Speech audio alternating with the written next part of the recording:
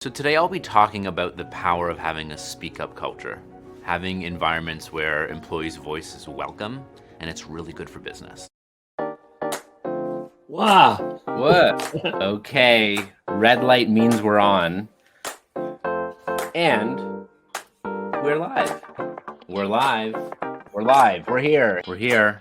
We're live. Live from our basements. Hello, LinkedIn universe. So good to have so many of you here. Hello, everyone. Stephen Shadletsky here. Delighted to be with you again.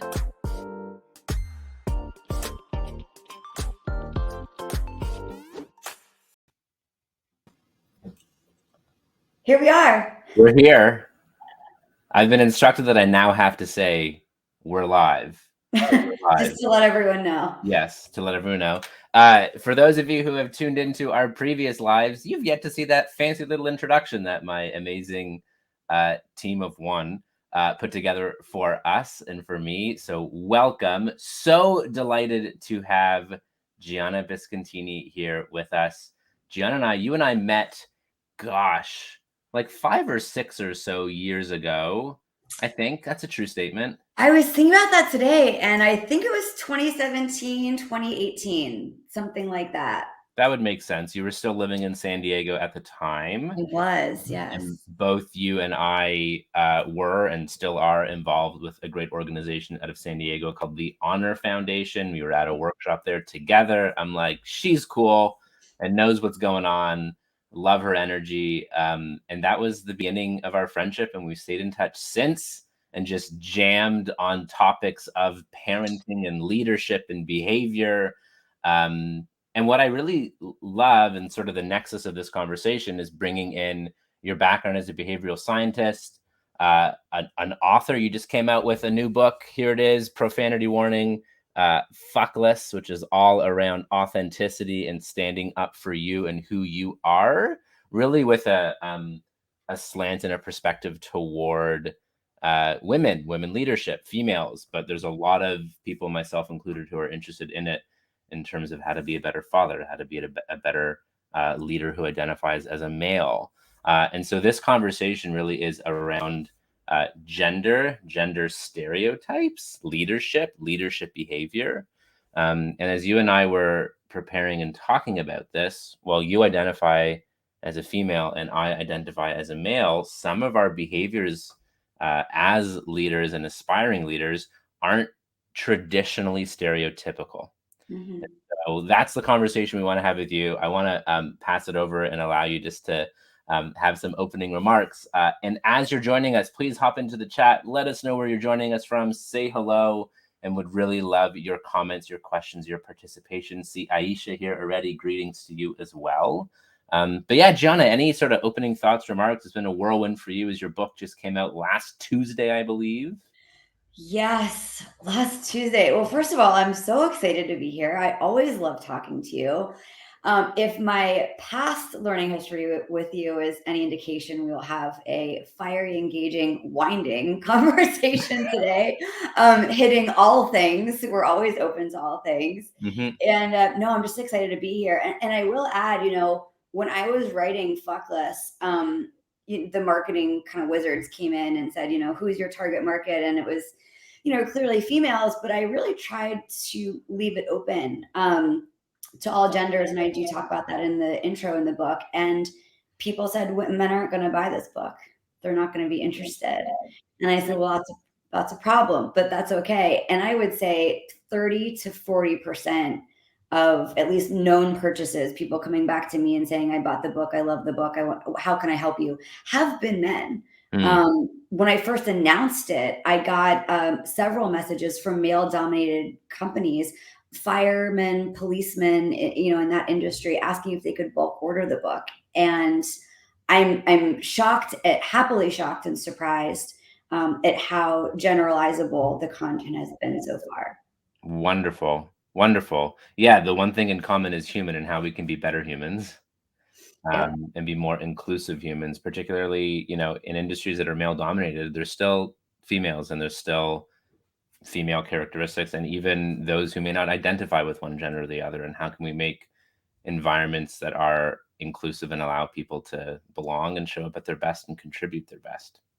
Absolutely. And, I think you and I are really connected on a love of personal development, and exploration.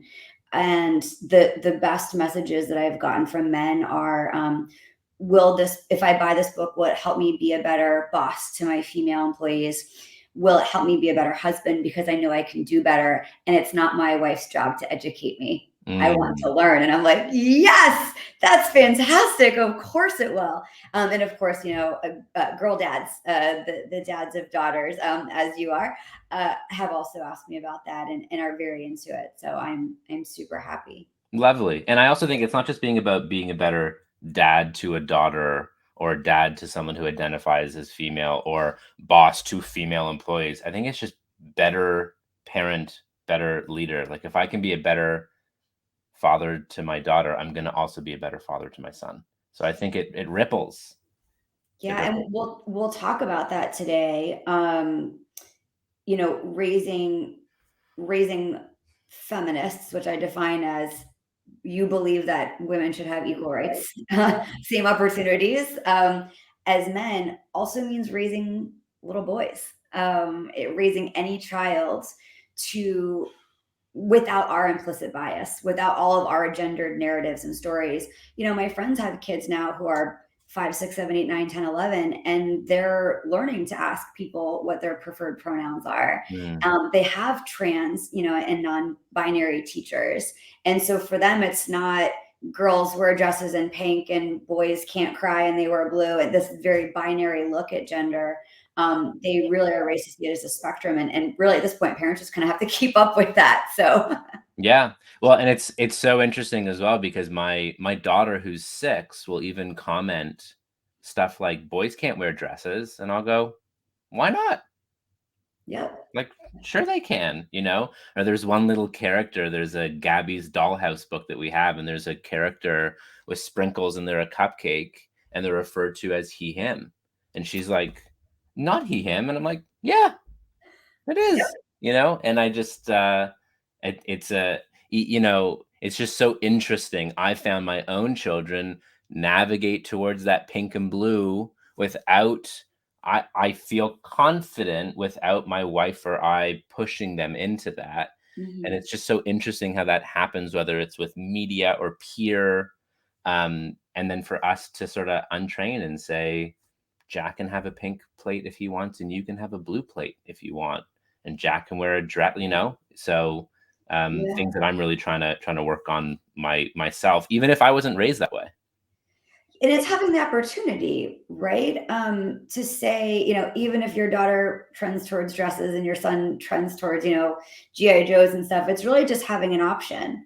Whether that's in leadership, whether that's parenting, whether that's traditional gender roles within romantic relationships. I think just widening that lens and seeing everything as choice and giving autonomy is really what we're speaking to. Lovely. Just saying hello from some amazing people who have joined. Joe Andrews in Brighton, hello. Hey, Jessica in the GTA, and Matt as well. Good to see you come in. Terrence in Atlanta, hello. Good afternoon to you.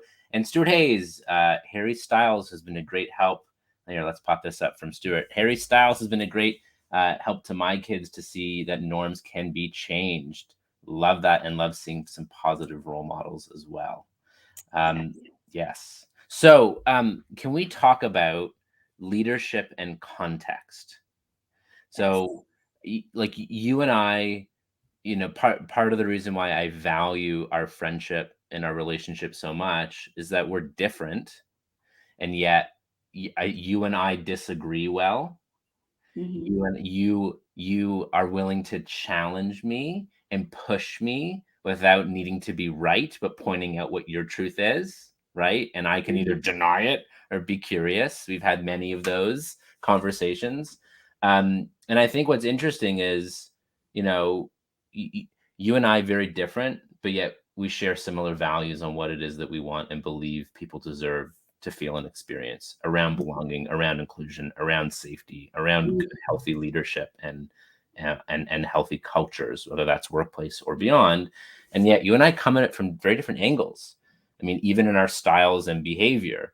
I think I tend to be far more collaborative and sometimes slow.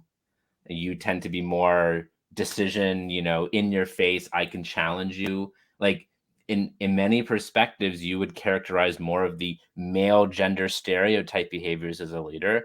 And I think I might uh, lean towards some of the more female characteristics. I don't like making them binary because they're not. But I'd love to dive into that conversation, see what questions and comments everyone has, and talk about leadership, behavior, gender, and context. Because I think the context of what the like put you and I in contexts, and it might make sense for you to take charge, or it might make sense for me to take charge based on the context. What's going on?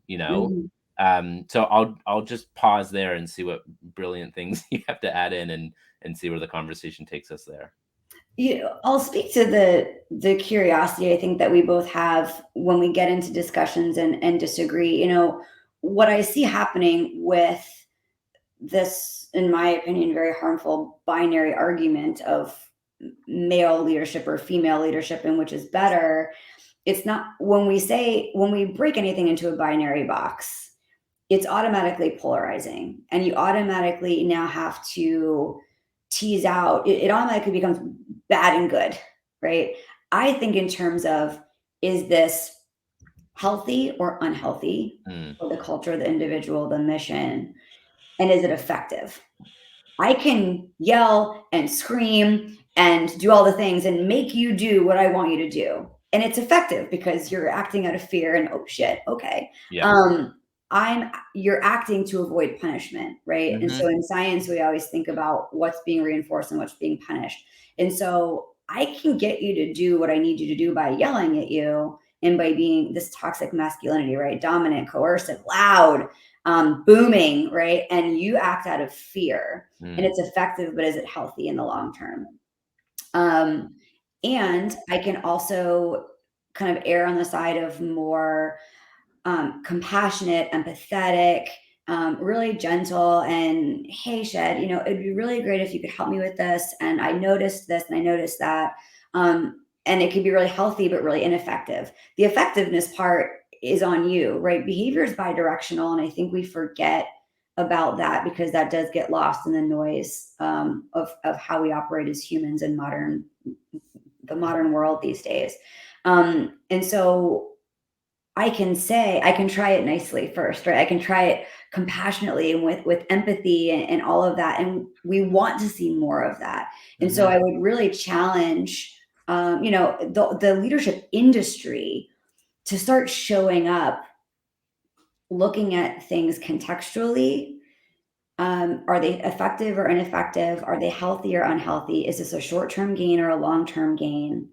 And how are we showing up in a spectrum? The world is only getting more diverse. When we look at research, we're saying, yes, we need the influx of these traditional feminine qualities and any sort of diversity in thought, socioeconomic status, gender, race, background, ethnicity, education is going to add to innovation, creativity. If we want things that we've never had, we have to do things we've never done. And that's really widening the lens on leadership past an American white heterosexual male. Even the American white heterosexual males I know are sick of being boxed in to that.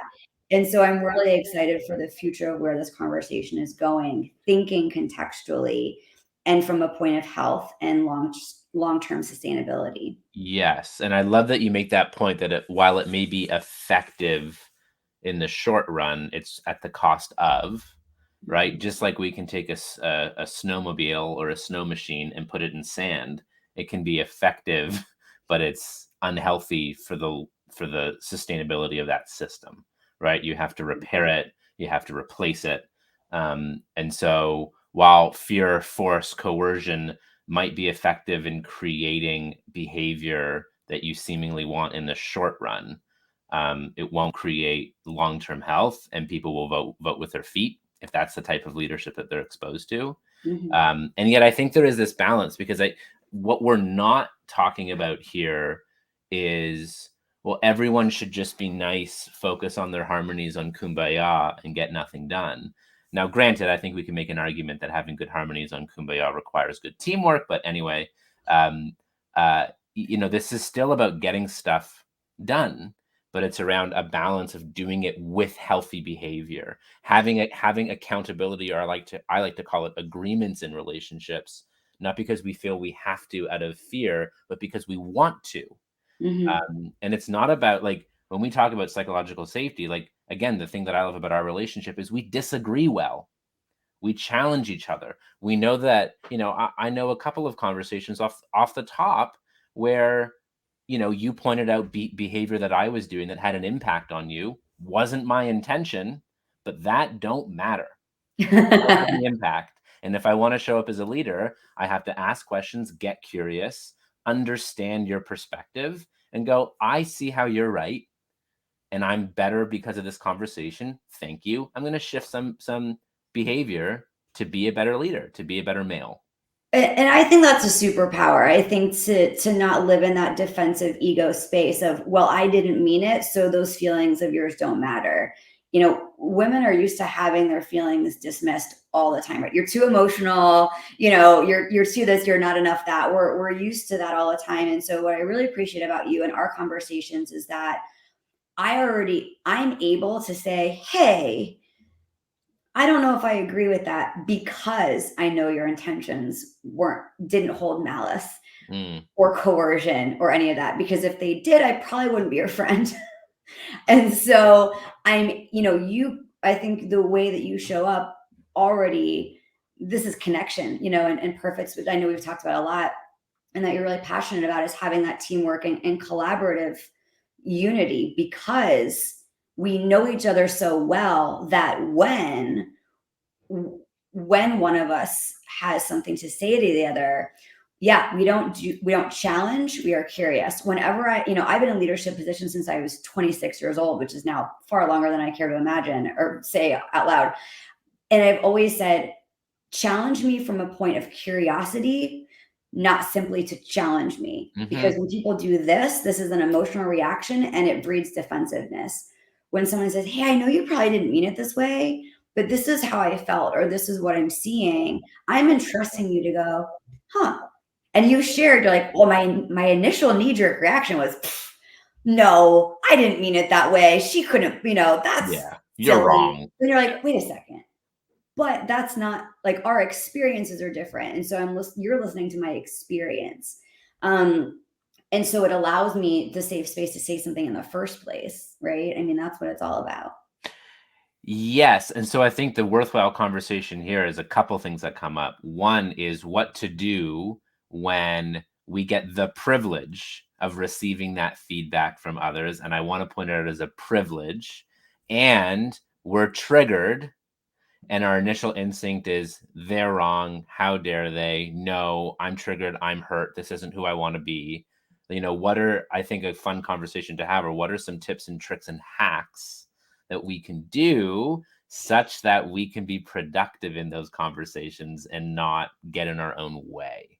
I have some thoughts, but I'd love yours first. This is why I integrate neuroscience-based meditation in my leadership coaching.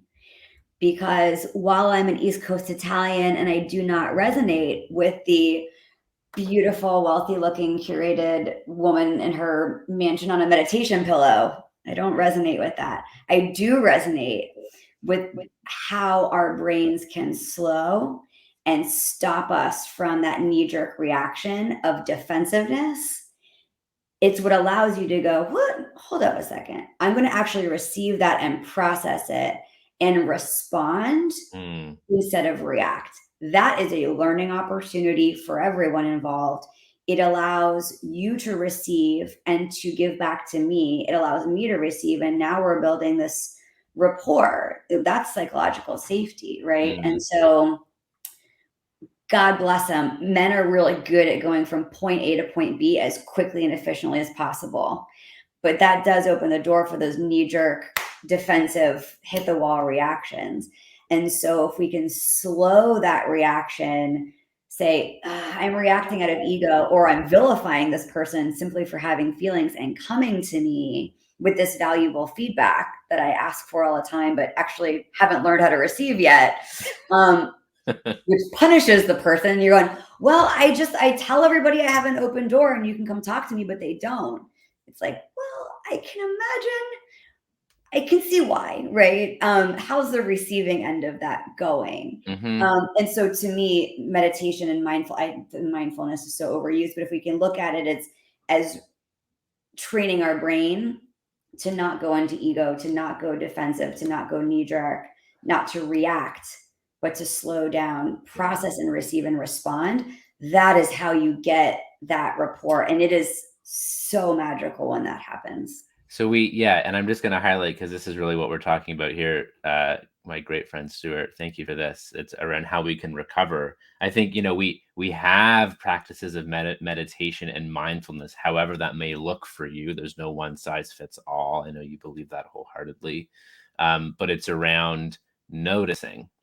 So I hear you sharing feedback with me, and I notice that I'm actually going to a pretty negative place. So I just need to breathe for a second so I can actually receive this. Or can we continue this conversation in about 15 minutes? Or just give me a second, like I realize that you're giving me the thing that I've been asking for, and I'm not receiving it with grace. So just pause for a second, And like for me as a parent, like I know and feel when Hulk parent is showing up, where like that like deep anger, like frustration that I don't even know where it comes from, but it's there. And like hopefully I'm with my wife and we're a great team and partnership, and we have code of like, I need to step away. I'm being ineffective right now. Daddy needs a minute. Yeah.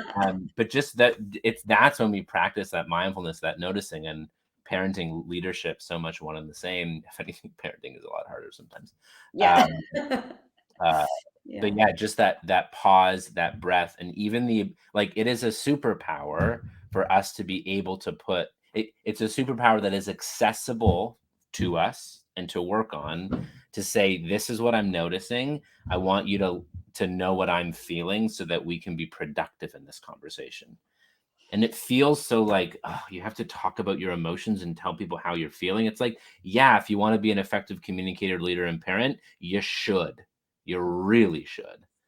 There's such a missed opportunity for humility, humor, and humanity to go, oh my God, I'm doing it. I'm doing the thing that I keep telling people that they shouldn't do. And it really, I use humor all the time. It just, it diffuses, it allows everybody to find this common ground as humans, because there's, with parents, with leaders, with anybody with some sense of authority, I've had this in my own leadership, where it's thrust upon us these really high expectations of, well, you're up there, or you're the parent, so you're not supposed to make mistakes. And I got told very, very early on in my career, you're going to have to learn to be really good at apologizing, because you're not, while you haven't had a ton of practice, because you haven't had to apologize, because you can kind of think through things before you act. When you apologize, it's going to be also as a model of behavior for other people. And so I got really good at like laying myself down the train tracks and being like, yeah, that was a mistake. Here's how that made you feel. Here's where I think that came from. While it's not an excuse, what if next time I try this instead? Would that have gone better?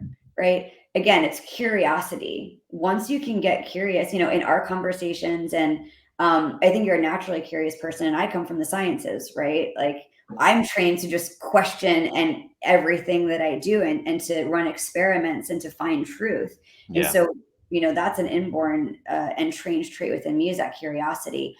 But I think the mission, and using our relationship as an example, the mission is to have a good relationship and a good conversation, not to have a tug of war pissing contest and nickel and dime each other of who's right and who's wrong, because we are both going in the same direction. Even though we're coming from different places and might end up in different places, we're moving forward in our relationship and our own growth. we're having interesting conversations that make us better, because that's what we're interested in. I don't need to prove myself right to you, and you don't need to prove yourself right to me. It's our conversations are diffused. And so I really love to work with leaders on that, because they've had these roles thrust upon them of, well, you have to be perfect, and they're constantly on the defense, right? And they don't want to be there, and they're not effective there, and their employees don't want them to be there. And so it's this really beautiful humanizing that we can kind of do before we move forward into anything else. Yeah, love that. I want to talk about apologies. I want to talk about right versus better. I want to remind people to enter in your comments, and especially your questions that you have for Gianna and myself as well, if you have, on this conversation of gender stereotypes, leadership, and behavior. And then I also want to talk about malice, when there is malice, or not trust, if you want to go there, because I get that question a lot, and I Yes, think I it would do. be a fun conversation. So apologies. My wife and I apologize to our kids, like and people are like, that's silly. I'm like, no, it's not. My kids are 6 and 3. When I raise my voice or lose my temper or do something, or I'm not present, I'm on my phone, or I didn't coach my daughter's baseball team or whatever, I understand, I apologize, and we create agreements of how we want to behave better in the future, and it's not a goal of perfection, even though we have to, Daddy apologized for this and he did the same thing again. He said he would never do it again. It's like, no, I didn't say never. It's not an excuse. It's not a hall pass. But I think apologies, as parents, as leaders, genuinely owning and not apologizing for the purpose of others apologizing too, that's not an apology, I think is hugely important. Yeah. A mentor of mine taught me that you can either choose to be right or you can choose to be better. Your choice. Right. And I do talk about I love this subject. I can't tell you how many times I've heard, I'm sorry, but. I'm sorry, but means I'm sorry, but I'm not that sorry. I'm sorry, but I'm actually pointing the finger at you. Or when I say, I'd really appreciate some empathy from you right now on this.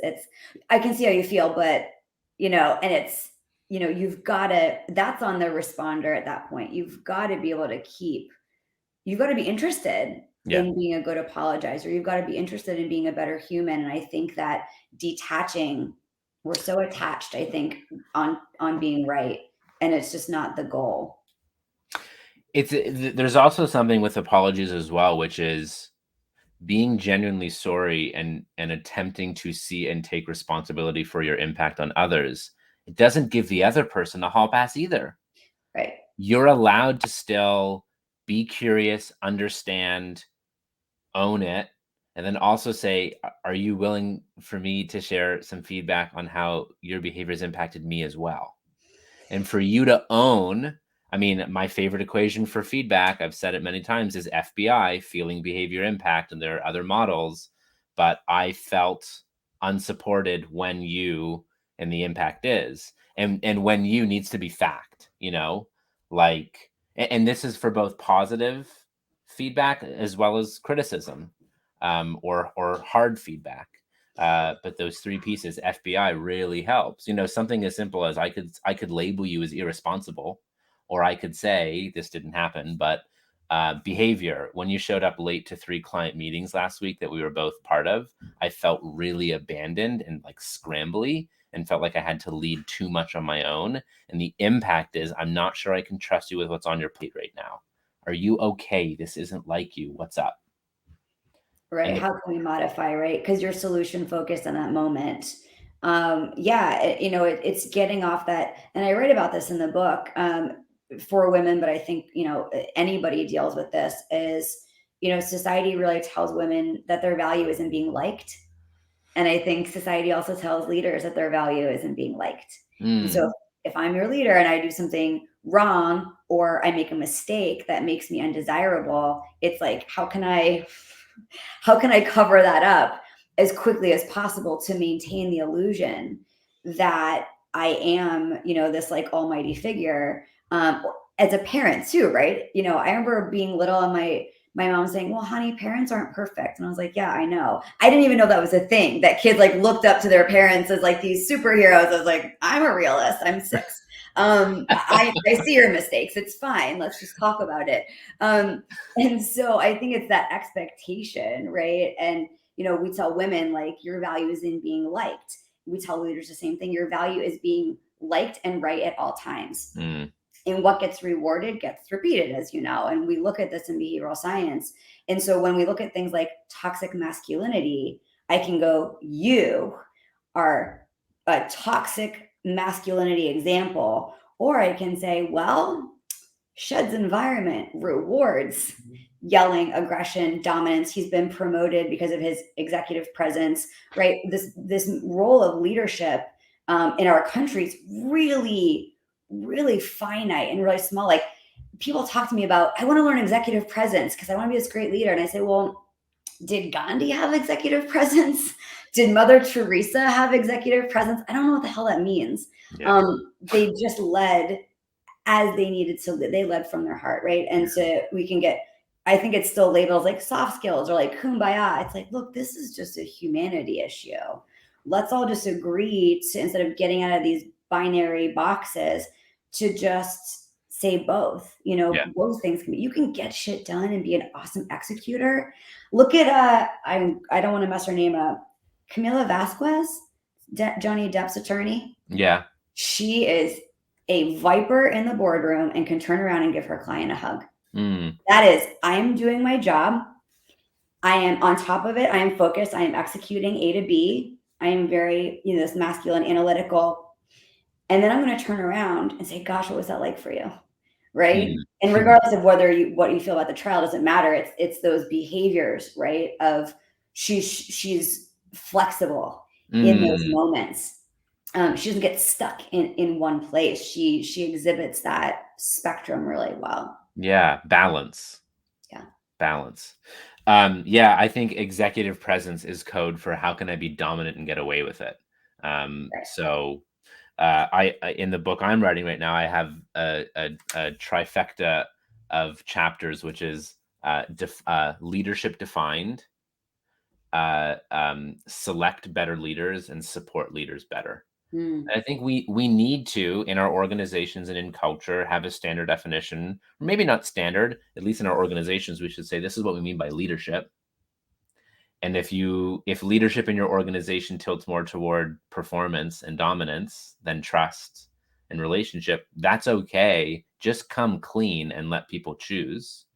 And then I think we need to select leaders based upon that definition, not just around performance, but also trust. And then support leaders. I think there's a huge gap in how we're actually teaching and supporting those who are in those roles of leadership. Yeah. And I think, again, breaking out those binary boxes and saying leadership here requires power, dominance, decision-making ability, compassion, kindness, right? When we say it's not either or, yes. The example I just talked about, it's not either or, it's together. And we look at any of the research out there coming out of, I know you left him to Adam Grant, anything coming from Adam Grant or those great organizational psychology writers, is that it's all an integration and it's all contextual, and leaders need to be able to flex. And I will say at the same time, I've coached exponentially more male leaders than female leaders in my career. And men don't want to have to demonstrate these toxic masculine behaviors either. They don't want to yell, but their environments are making them feel like they have to, and they're rewarding it. So behavior is going to go where the rewards flow, right? We say in our field. And I will tell you, at least the men that I worked with are exponentially more sensitive than they come off. And even just me, and I write about this in Fuckless too, even just saying, that sounds really frustrating to be forced into that box. They're like, you could see the like, I know, and they get tears in their eyes, and they'll say, I wish it was just okay to cry. And I say, why isn't it okay to cry? And they kind of look at you dumbfounded, like, I've never even questioned that before. So it's really, this whole conversation is about widening the lens and talking about behavior and execution and humanity instead of these, gendered boxes. Yes. Yes.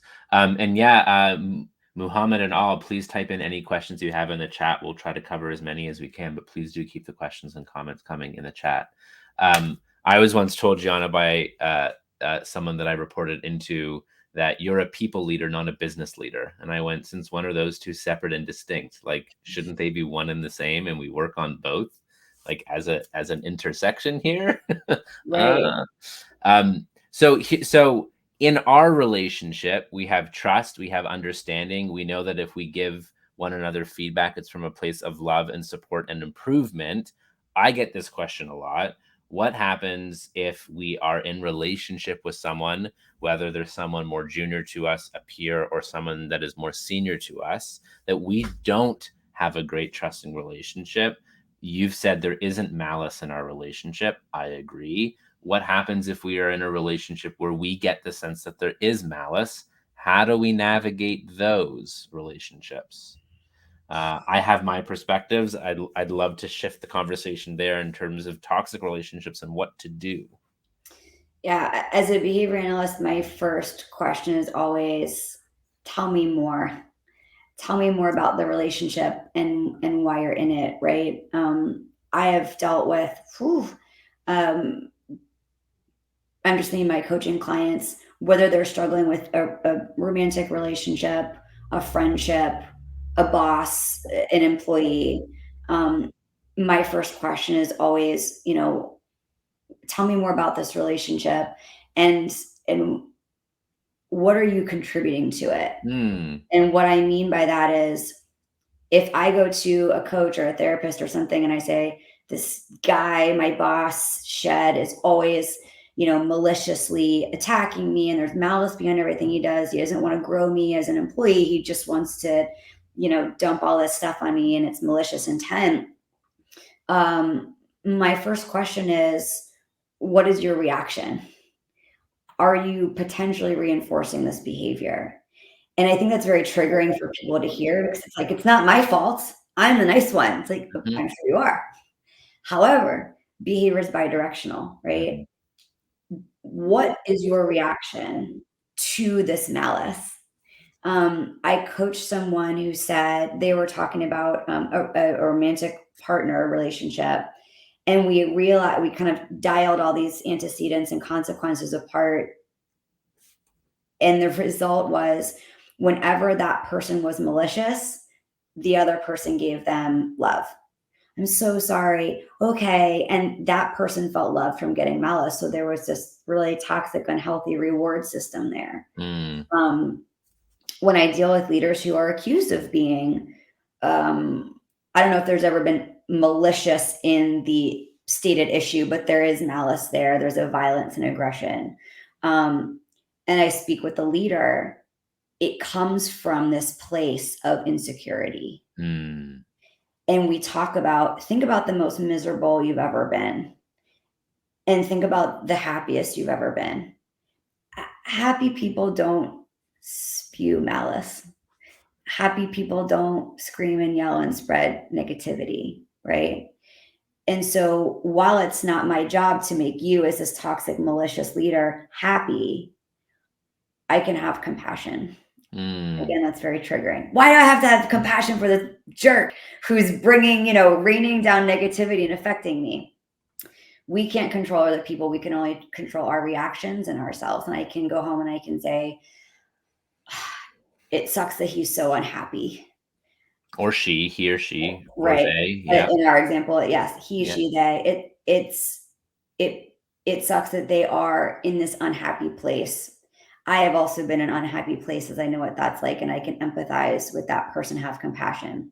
Yeah. It does not excuse the behavior, but in that situation with coaching, I'm always trying to build protective factors in that person, because they probably can't just up and leave, or they would have, right? Yeah. They can't just quit, right? It's like, well, if you don't like your boss, then leave.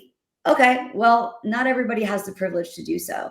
And Yep. so, how can I build protective factors within you to get you more grounded, compassionate, empathetic, so then I can respond to that person and say, it seems like you're really upset. I'm wondering if the goal here is for us to come to a solution, or if you're really just upset with me or upset with the situation. Can we talk about that? But you really got to build, have that person zip up in this protective factors first before we can work on communication skills to go to that malicious person, this person who's acting maliciously, and have that conversation, if that's even a possibility. Yeah. Yeah. And I mean, I think that's great. I mean, I appreciate you walking through that and, getting to a place where we can share the impact that that person's behavior is having on us, even if it isn't their intent, if there's enough trust and safety in that relationship. Or, if it gets to the point where the behavior is so toxic and feels psychologically manipulative, try to get away from it. Not saying you have to quit, but you can work for someone else or you can George Costanza it and just give your bare minimum until severance is offered. But yeah, I mean, I really appreciate the not sinking to the level, trying to understand, own, call out. It seems like you're frustrated right now. Like, can we have a conversation about that maybe in 15 minutes when we both cool down? Yeah, it's, I go over this story in the book of being 26 and working with a top educational attorney in DC. And not he, she was angry. And I grew up with an attorney for a father. And so I realized all the things that she was doing were meant to make me question myself and go her way out of fear, right? To disengage me, to take me off my game. She was throwing things. She was yelling. This was malice, right? This is negativity. And so I did exactly that. I said, this doesn't sound productive right now. Let's just take a 5-minute break. I knew I wasn't going to waver on my decision. I went to my boss. They were like, get back in there, do your job. And I walked back in and I stuck with what we were doing.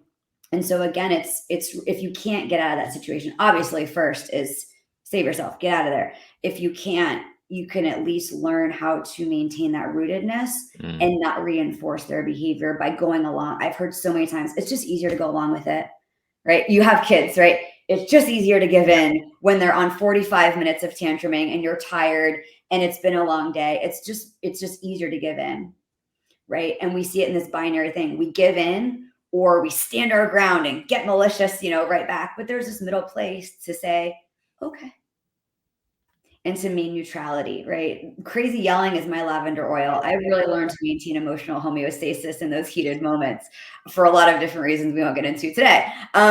But it's really, there is a neutral ground for people that are out there to maintain their own well-being mentally and physically. Yeah. Wonderful. Well, we're getting near time here. So if anyone does have any additional questions or comments, please do hop in and add those. And if they come in after time, we'll see if we can get to them in the comments here. So you just came out with a book. It came out last week. Here it is again. Profanity warning, fuckless. What did you learn most about yourself in the process in doing that? And going through the process of taking what's here, getting it down, getting it out? What have you learned most? I have learned that we as individuals are so much more powerful, healthy, effective, and at peace when we live from the inside out. And there are, quantum physics would even, and neuroscience would support this. We are all, regardless of gender, place in the world, whatever, neuroscience, the brain likes boxes. We like to box and judge and all of that. And we're in this really crazy phase of breaking out of those boxes. And so what I learned was that living from the inside out and saying, this is how I'm showing up today. I am very rooted in who I am and what I want for my life. And even though that doesn't look like what you want it to look like from me, that's okay. But that's also not changing my behavior because I'm so rooted and I've done so much work on getting rid of these narratives that were given by people who love us or people who don't love us, wherever these gendered stereotypes come from, these glass boxes that we're in. I've learned that it's really worth the work to sit down and peel off those layers to think about who you are. you talk about this a lot. We all want to belong. And a lot of us, most of us will do what it takes to belong in some point in our lives. Um, and sometimes that takes looking around to everyone else around us to say, well, what's okay over here and what's okay over here. And we become that person. And then we turn 20, 30, 40, 50 and say, I've compromised myself beyond recognition. Where am I in all of this? Yeah. And so it's hard. It's a dark cave.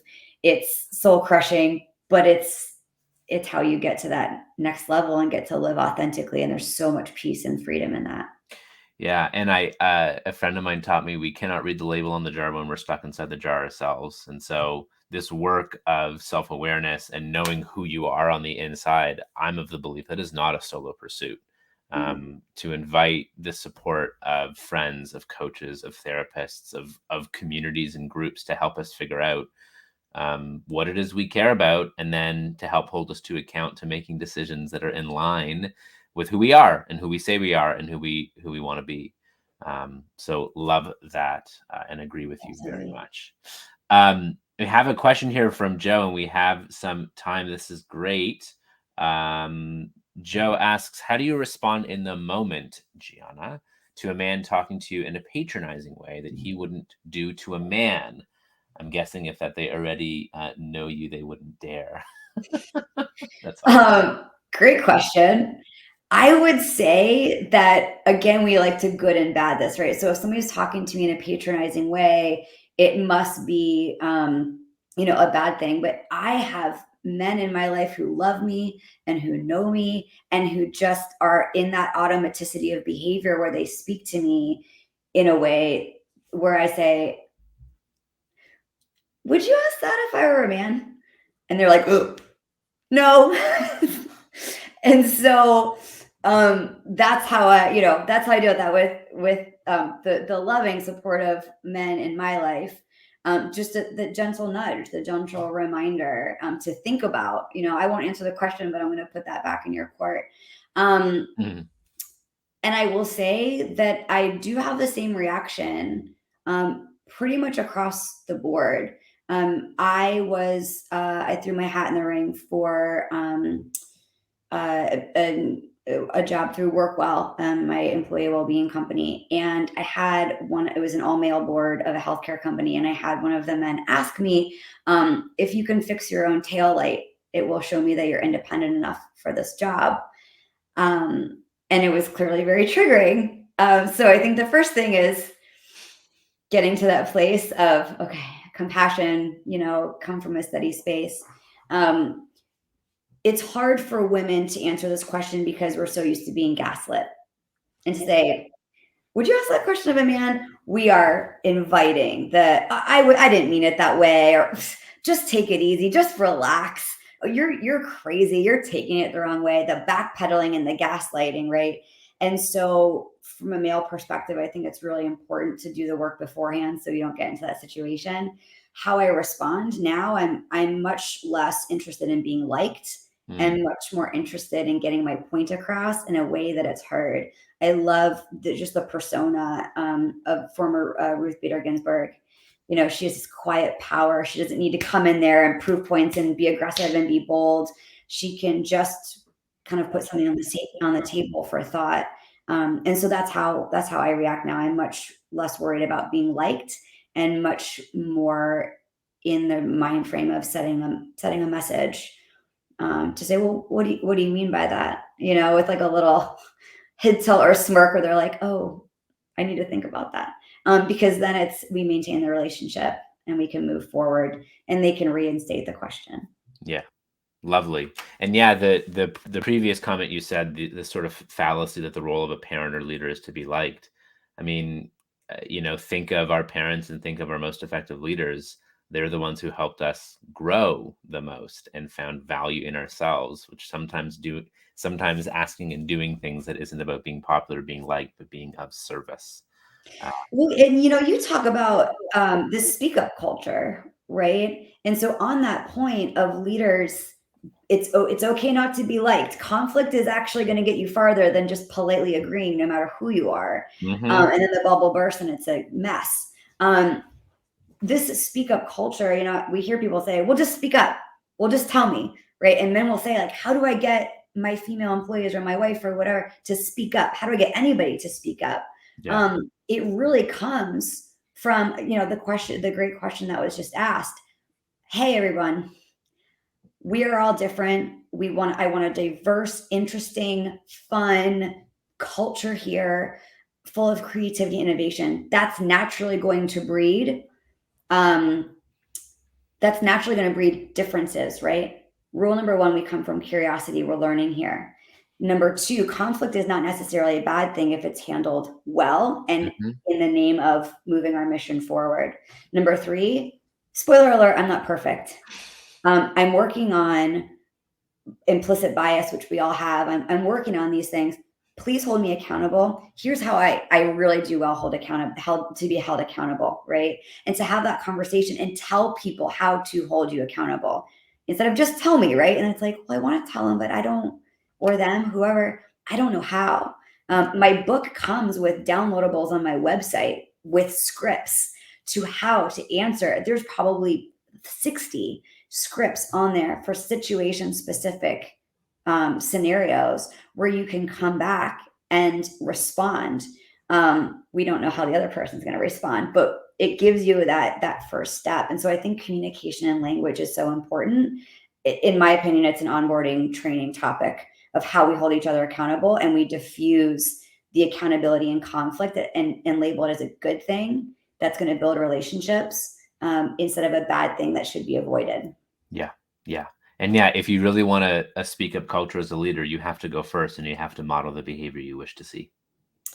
Absolutely. Landon Donovan is one of my favorite leaders I worked with who's amazing at that. We were doing like a peaks and valleys experience together. And he called me before and said, I want to be the first to go. And I only want to talk about my valleys because, you know, world famous, you know, soccer player. And he's like, I don't want to talk about my peaks. I want to talk about my valleys. And 4 hours we spent together. He led with his valley. He opened up the rest of the room. Nobody wanted to talk about their peaks. We wanted to talk about our valleys. Men are talking about being abused as a 6-year-old on Christmas Day by their alcoholic father. People are crying. People are hugging. I mean, it's vulnerability, empathy, all the things, right? When we're not trying to preserve this, you know, false idea of what is positive and happy and all of that. And so, yeah, that's a great point that you make there for that speak up culture.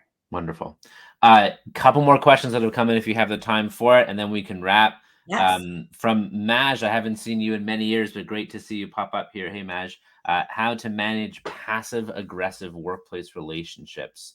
It's not that easy to detect until it's too late. Emotional weight it causes. So how to manage passive-aggressive workplace relationships. Your thoughts there? Yes, I just got asked to write about toxic femininity the other day. And I was like, what is that? And so I was like, I bet nobody has even defined this yet. And sure enough, nobody has, which is a whole other problem. One of the definitions was toxic femininity is passive aggressive behavior. And my first reaction was, is that an inborn trait that females have, or is that a result of the environment? And so whether a male, female, whoever is being passive aggressive, you've got to look at why. It's easy to say, Shed, you're being so passive. He's so passive aggressive. Why? Was there a point where he did try and speak up and be direct? How was that received? Was it received well or was it punished? Did we increase or decrease the likelihood of that behavior being rewarded and thus exhibited in the future? This is culture, right? Everybody loves to talk about culture too. It's the process of behaviors that are reinforced or punished in any given environment. And so if you see that passive aggressiveness in the workplace and it's profound and you're like, the show's here, what are we going to do now? How do we backpedal? It really is being transparent and calling it out and taking accountability and saying, I'm noticing that it is not easy here, or there has been one experience or many experiences where we don't feel like we can be direct with each other. And I want to talk about why. Here's, again, it's a training. You know, you can't just say, well, be direct. Okay. Conflict is not a bad thing, right? Here's how we can have direct communication. And Shed, we talked about this before. I can be direct with you because I know it's going to be well received.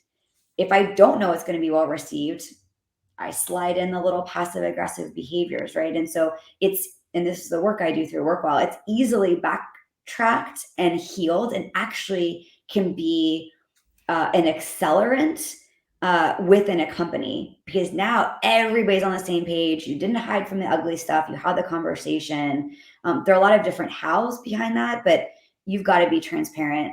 If you have a passive aggressive reaction to passive aggressive behavior, it's only going to exacerbate. It's called experiential avoidance. It maintains or exacerbates the problem in the future, and so you've got to go right for it, with grace, empathy, compassion, all of that. Yeah. And depending on the role you're in, but I love the equation for culture. Culture equals values multiplied by behavior, and it's weighted by influence. So the more influence you have in an organization, the more you impact that culture coefficient. But it's to say, hey, Maj, we say we value this, or I really value transparency and being, making the implicit explicit. And so I really want to behave into that. Can we make some of the implicit here explicit? Because I'm sensing some frustration. Can we go there? Because when we're at our best, we don't behave that way. Like, let's go there.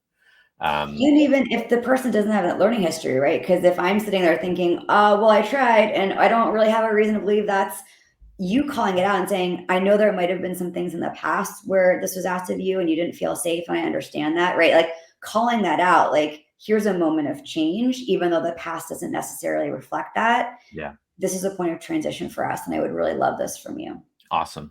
And I know for Joe and others, you mentioned those talk scripts. That's at giannabiscontini.com. Am I right about that? Yes, it's under the book tab, and you scroll, you'll see a couple of downloadables down there, but it's all there for you.